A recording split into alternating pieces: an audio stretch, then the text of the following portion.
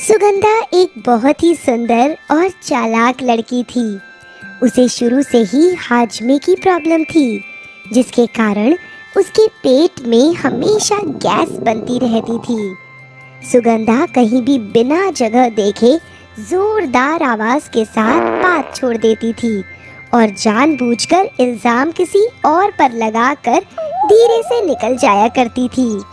ऐसे ही एक दिन, आरव, क्या आज हम सिनेमा देखने चले? बहुत अच्छी मूवी आई है, चुपके चुपके। हाँ सुगंधा, क्यों नहीं। वैसे मैं भी यही सोच रहा था, बहुत दिन हो गए साथ में टाइम बिताए। चलो चलते हैं। सुगंधा अच्छे से रेडी होकर आरव के साथ बाइक पर बैठकर मूवी देखने चली जाती है। दोनों समोसे और पॉपकॉर्न लेकर बीच वाली सीट पर बैठ जाते हैं।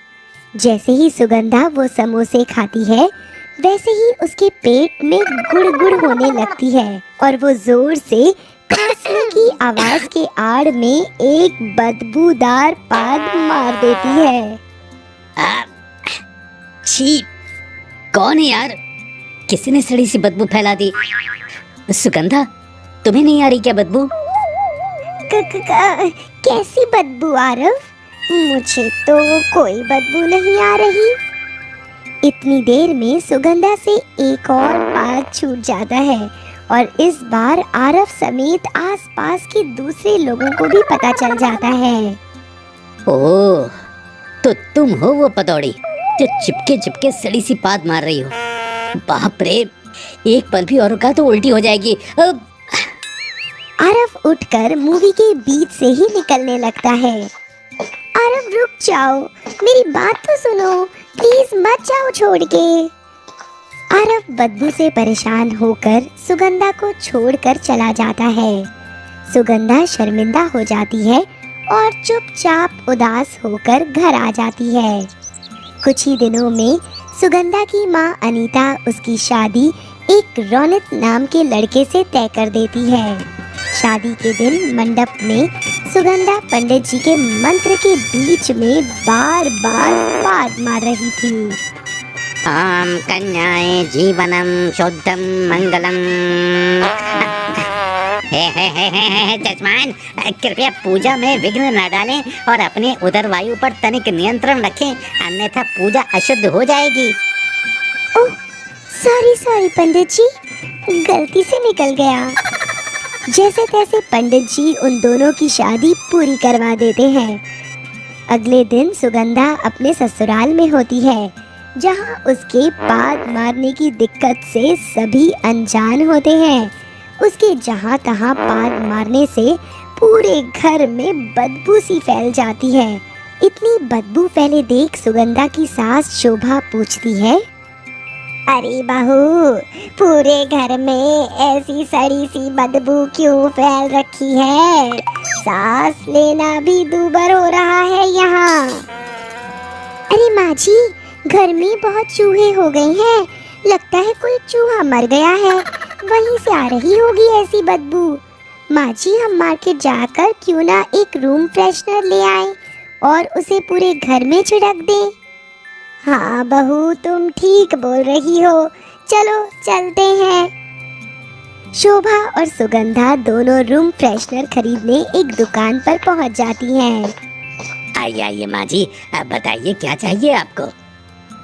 भैया, एक अच्छी सुगंध वाली रूम फ्रेशनर देना। अच्छा, अभी लाता हूँ सबसे अच्छा रूम फ्रेशनर।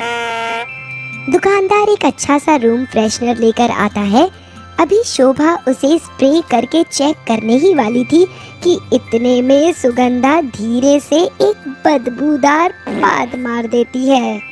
जैसे ही शोभा स्प्रे करके महकने की कोशिश करती है, उसे वही पुरानी घर वाली बदबू आती है।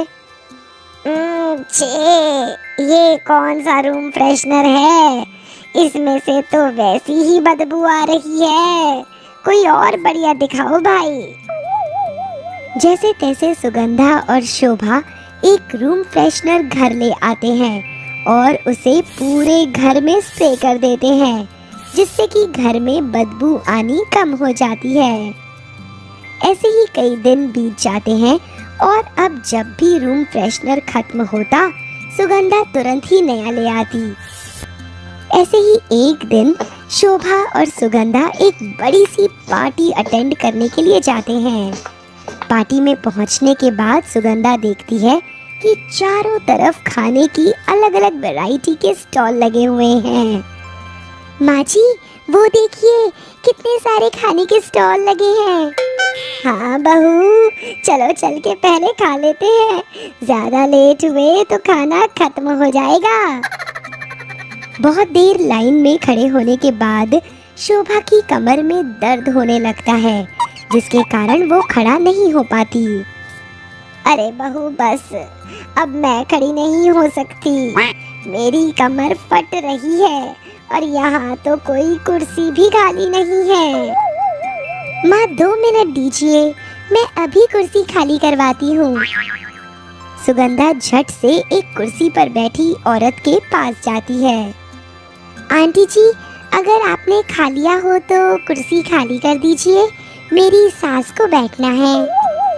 अरे चल जा यहाँ से, तेरी सास को बैठना है तो मैं क्या करूँ? सुगंधा को उसकी बात सुनकर बहुत गुस्सा आता है। अच्छा आंटी, लगता है आप ऐसे नहीं हटोगी। इतना बोलकर सुगंधा पीछे घूम अपना पेट जोर से दबाती है, जिससे उस आंटी की तरफ एक विषैली बात छूट जाती है। हे राम जी!